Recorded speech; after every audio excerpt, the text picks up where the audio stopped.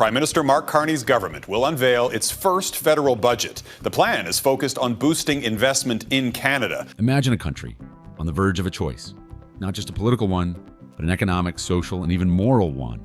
Tomorrow in Ottawa, Mark Carney's government will present its first federal budget. This document will determine which path Canada will take in the coming years: the road of investment and growth, or a path of austerity and new debt. Finance Minister François-Philippe Champagne calls it a generational shift. But behind these lofty words lies anxiety. After all, if Parliament does not support the budget, the country could face an early election campaign right before Christmas. In this issue, we will analyze what lies behind the numbers and promises. To shield the economy from U.S. tariffs. But to help pay for that transition, the budget is expected to include both steep deficits and spending cuts. Why are the Liberals trying to win the support of the opposition, and what is at stake? Why are some parties demanding increased spending, while others want to cut it to a minimum? And most importantly, what does all this mean for ordinary Canadians who are already living with record prices, a housing shortage, and uncertainty about the future? The key focus of the budget is defense. After decades of underfunding, the government has decided to sharply increase military spending, promising to reach a historic level of 5% of GDP by 2035. This decision is presented as an act of responsibility to NATO allies and as a signal to Washington that Canada is ready to pay its share. But critics warn that taxpayers will foot the bill for these billions. And the more tanks and planes there are, the less there will be left to support families, students, and pensioners. However, it is not just the military that is on the agenda. The younger generation of Canadians is facing a challenge that is already being called a lost start. Unemployment among 15-24-year-olds has reached its highest level in 15 years. Rental prices are rising faster than wages, and confidence in the future is melting away. For some, this is not just a statistic. It is the inability to rent an apartment, finish their studies, or find their first job. The budget must provide an answer. What does tomorrow hold for these people? Carney has warned it will require sacrifices, including austerity measures and cuts to the public service. As David Aiken reports, it remains unclear if the budget will pass through Parliament or send this country to an election. Against the backdrop of domestic problems, there are new international tensions. Automotive giant Stellantis is moving production from Ontario to Illinois, and the federal government is demanding the return of hundreds of millions of dollars in subsidies. Meanwhile, Ontario Premier Doug Ford is in a public conflict with Donald Trump over tariffs. The trade war between the two largest partners is once again on the verge of escalating. Meanwhile, in Alberta, a political storm is brewing after the provincial government forced tens of thousands of teachers back to work using a no-strike clause. The streets filled with protesters. Campaigns to recall MPs have begun. People are demanding justice and the right to be heard. All this is happening against the backdrop of global crises, from Sudan to the Middle East, from earthquakes in Asia to political rifts in the West. The world is becoming unstable again, and Canada is no exception. Tomorrow's budget could be a turning point, a chance to strengthen the country, or the beginning of a new period of turbulence. And the budget is expected to include significant spending on defense. The federal government has pledged to reach its NATO funding targets, something that has never happened since the benchmark was first set over a decade ago. Jillian Piper reports on what the defense spending spree could mean for trade talks with the U.S. What will Ottawa choose, stability or risk? And are Canadians ready for the changes that this document will bring? We will find out the answer very soon. Canadian politics has not seen such tension in a long time. All eyes are on the federal budget that Prime Minister Mark Carney and his Finance Minister François-Philippe Champagne will present in Ottawa. For Carney, this is not just a document. It is a test of the strength of his entire administration. After months of talk about deficits, rising prices, and a tariff war with the United States, this budget is the moment of truth. The Liberal government promises investments in the future, but behind these words lies a plan that could determine the direction of the country for the next decade. Economists call it the most ambitious document since the 2009 anti-crisis package.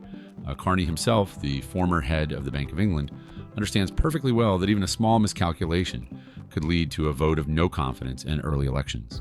Against the backdrop of a prolonged economic downturn and growing discontent, the Liberals are trying to convince Parliament of the need for large-scale investments, from green energy to support for domestic production. Champagne calls it a transition budget, and there is indeed an element of risk in it. The government plans to inject tens of billions into the economy while simultaneously downsizing the civil service. The United States has also imposed substantial trade actions on the Canadian lumber industry. Now, in recent weeks, the United States has agreed a series of trade deals with a variety of countries. And these deals have several aspects in common. First, baseline tariffs. cover a broad range of goods and services that are substantially higher than those U.S. tariffs that existed before. Sources in the Ministry of Finance say that up to 15% of federal employees could lose their jobs as early as next year. According to officials, this is an unavoidable measure to stabilize finances, but unions are already preparing protests. Carney makes no secret of the fact that the budget will be painful. He has stated outright that the era of cheap money is over and that Canada must learn to live within its means. But the opposition sees this as nothing more than a pretext for cutting social programs. The Conservatives have accused the Liberals of shifting the burden of reform onto the middle class. And the NDP, on the other hand, is demanding more investment in healthcare and housing. The party leader has stated that his support for the budget will depend on how much it works in the interests of ordinary people. Behind the scenes, there's talk that negotiations between the Liberals and the NDP are proving difficult. The NDP insists on increasing the tax on the excess profits of large corporations, but the Ministry of Finance is categorically opposed, fearing capital flight. The Liberals' position is more precarious than ever. That will benefit Canadian workers and their businesses. Nous sommes réunis ici à un moment à la fois crucial et rempli d'opportunités. Le monde est devenu plus dangereux et divisé. To avoid early elections, they need just 4 opposition votes, or at least a few abstentions. However, rumors of an impending election campaign are already circulating in Ottawa. According to local media, several MPs have ordered new printed materials and started looking for volunteers for their campaign headquarters. One source close to the Prime Minister said that the scenario of early elections is being considered as a last resort if Parliament rejects the budget. In this case, the vote could take place as early as the end of December, turning the political struggle into a real Christmas drama. Public opinion is also divided. According to the latest Angus Reid poll, 48% of Canadians believe the country needs a new government, but 62% do not want an election in the coming months. People are tired of political instability, but they do not trust current politicians. L'ancien Lord mondial est revenu. Et même si le Canada a prospéré dans ce système, nous savons que la nostalgie n'est pas une stratégie. C'est pourquoi nous traçons une nouvelle voie à suivre pour notre pays.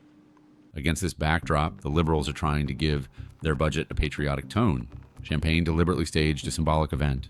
Instead of simply buying new shoes before the budget, as all finance ministers do, he visited Canada's oldest shoe factory, where he himself took part in the production of a pair of boots. This gesture was intended to emphasize his concern for national industry, but many saw it as nothing more than a PR stunt. According to sources close to the ministry, the document itself will include about 300 pages and more than 80 new initiatives. Among them are the creation of a technology development fund for startups, an increase in the tax on imported luxury cars, and the introduction of a temporary tax on large digital corporations. However, the most controversial aspect is the plan to cut government spending and reallocate funds to defense and industry.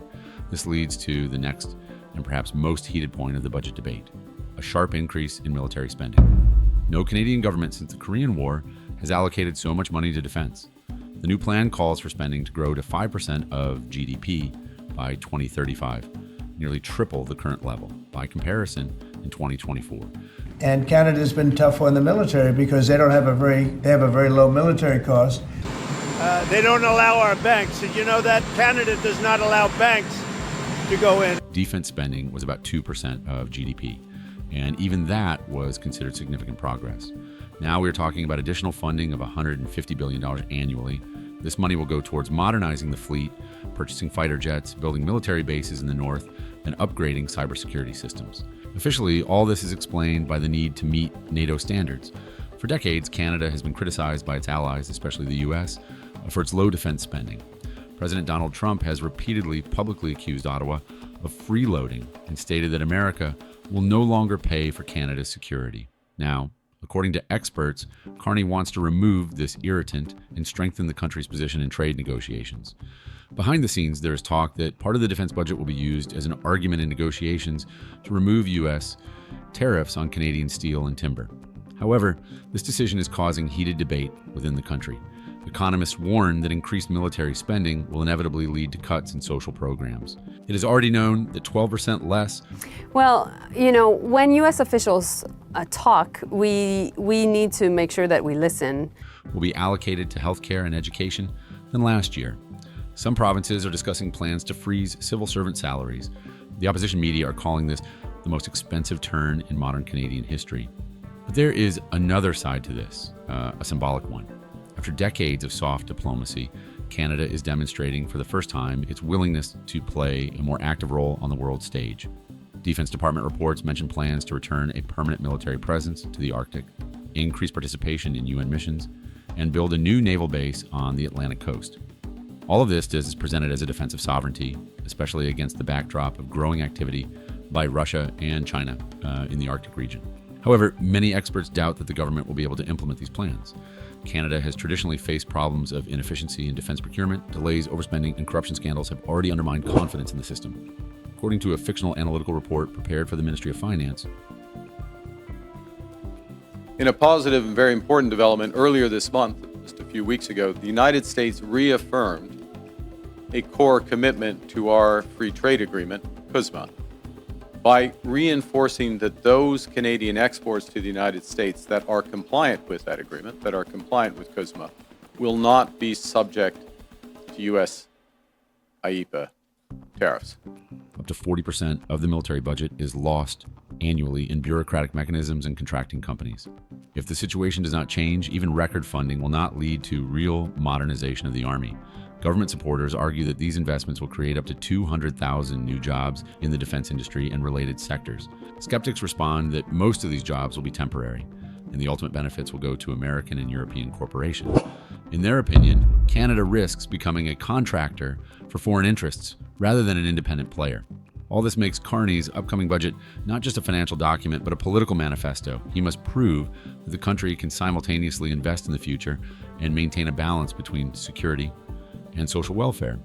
But the price of this balance is growing every day. If the Liberals fail to convince Parliament that their strategy is working, Canada may enter the winter not only with a new budget, but also with a new political reality, possibly with an election campaign that will decide the fate of the government and perhaps Mark Carney himself. While politicians in Ottawa argue over billions and percentages of GDP, the mood on the streets of Canadian cities is quite different. Young Canadians, the generation that was supposed to be the driving force behind the new economy, are now in the most vulnerable position. Official statistics show that youth unemployment has reached 15%. But behind the dry figures lie the fates of thousands of people who cannot find work, pay for housing, or even finish their studies. Over the past 2 years, On November 4th, our government will table the first federal budget, our first federal budget. And that'll be our plan to protect our communities, our borders, our way of life. Our plan to build a stronger economy where everyone has a chance to get ahead. And our plan to empower Canadians with new opportunities, better careers, and a lower cost of living. Central to those missions, the cost of renting an apartment in Vancouver and Toronto has risen by more than 40%, while the average income of young workers has remained virtually unchanged. Many live with their parents or rent a room in crowded apartments, and those who do decide to live on their own are forced to spend up to 70% of their salary on housing and food. According to an internal study by the Bank of Canada, more than a third of university graduates already have debts exceeding $40,000. Even after graduation, not everyone manages to find a permanent job. Companies prefer temporary contracts, and the market for low-paid part-time jobs is oversaturated. Of particular concern is the fact that even those who work full-time are increasingly living paycheck to paycheck. Economists call this phenomenon the new middle-class poverty. Young professionals in IT, education and healthcare, people with higher education and qualifications, no longer feel secure. Added to this is a sense of uncertainty about the future. After the pandemic and a sharp surge in automation, many professions have disappeared or changed radically. Really build on that relationship, and I think that's why the outcome this week was a positive one. Well, we know that no deal has been struck. We know that negotiations are going ahead in the right direction. Artificial intelligence is replacing entire departments, and new jobs require experience that yesterday's graduates simply do not have. In one survey, nearly half of respondents aged 18 to 30 said they do not believe they will be able to afford to buy a home before the age of 40. And some universities have even seen the emergence of informal mutual aid groups where students learn to draw up collective budgets, share food, and look for part-time jobs. And this is not activism. It is an attempt to survive. In this environment, young people are looking to the budget for concrete solutions support programs that once helped young Canadians, rent subsidies, low-interest student loans, startup grants, have now effectively run their course. They have either been cut or frozen. The federal government promises to review tax breaks for first-time home buyers, but experts warn that without a real policy. As a result of these developments, the breadth and the depth of the changes in U.S. trade policy have become more fully apparent. Of building affordable apartments, this will not solve the problem. In Toronto, for example, the number of applications for housing under the Affordable Homes Program exceeds supply by 20 times. People wait 7 to 8 years, and some never get their turn. At the same time, according to leaks from the Ministry of Labor, the new budget may include a provision to create a national youth initiative fund to finance retraining and internship programs in green energy and the digital sector. The idea is that this should bring some young people back into the labor market, but there are fears that the fund will become yet another bureaucratic structure without any real results. Analysts note that similar programs in the past often ended with reports of opportunities created without any real jobs. Young people are not the only ones who feel cheated.